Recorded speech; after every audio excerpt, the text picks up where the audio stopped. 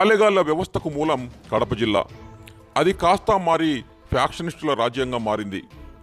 చాలా కాలం దాకా ఆ ప్రభావంలోనే కొట్టుమిట్టాడింది. ఇప్పుడు ఆ పరిస్థితులు లేవు. కడప సమాజం దాదాపుగా మారింది. ఫ్యాక్షన్ను దరిదాపులకు రానివ్వమంటున్నారు పావులుగా మారే సామాన్య ప్రజానీకం.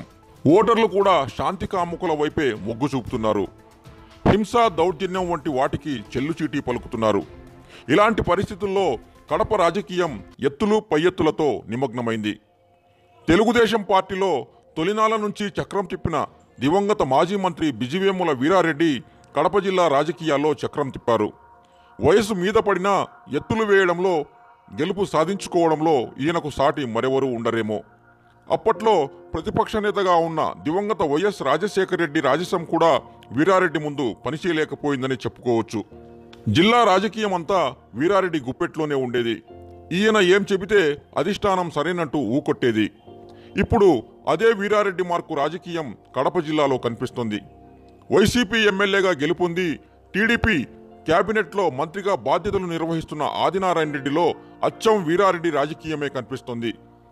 మంత్రిగా అయ్యాక ఆదినారాయణ రెడ్డి తెలుగుదేశం పార్టీ రాజకీయాన్ని జిల్లాలో శాసించగలుగుతున్నారు. బీటెక్ రవి ఎమ్మెల్సీగా గెలిచిన అనంతరం ఆది పట్టు సీఎం దగ్గర మరింత పెరిగిందనుకోవచ్చు. ప్రస్తుతం ఎన్నికలు జరగనున్న నేపథ్యంలో మంత్రి ఆదినారాయణ రెడ్డి తన రాజకీయ వ్యూహానికి మరింతగా పదును పెట్టారు. కడప లోక్సభ సీటు లక్ష్యంగా పనిచేస్తున్నారనిపిస్తోంది. రాజకీయ విశ్లేషకులు కూడా దీన్ని కొట్టిపడేయడం లేని పరిస్థితి. జిల్లాలో మొత్తం 10 నియోజకవర్గాలున్నాయి. గెలుపు గుర్రాల అన్వేషణ రిపోర్టులు సీఎం దగ్గర ఉన్నా లేకపోయినా జిల్లా బాధ్యతలు పూర్తిగా ఆదినారాయణ రెడ్డికే చంద్రబాబు ఇచ్చినట్లుగా సమాచారం.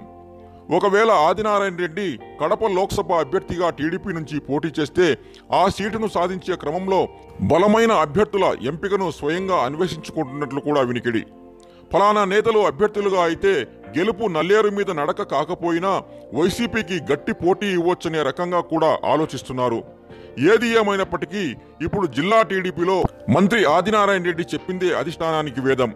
దాదాపుగా ఆయన బలపరిచే అభ్యర్థులే బరిలో ఉంటారన్న ప్రచారం కూడా సాగుతోంది. ఎందుకంటే ఆది ఎత్తులు అలాంటివి. మరి చూద్దాం జగన్ జిల్లాలో ఆదినారాయణ రెడ్డి ప్రయత్నాలు ఏ మేరకు సఫలమవుతాయో. ఇప్పుడు చెప్పండి, ఆది రాజకీయం చాణక్యం చూస్తే నాటి బద్వేలు వీరారెడ్డి గుర్తుకు రావడం లేదు.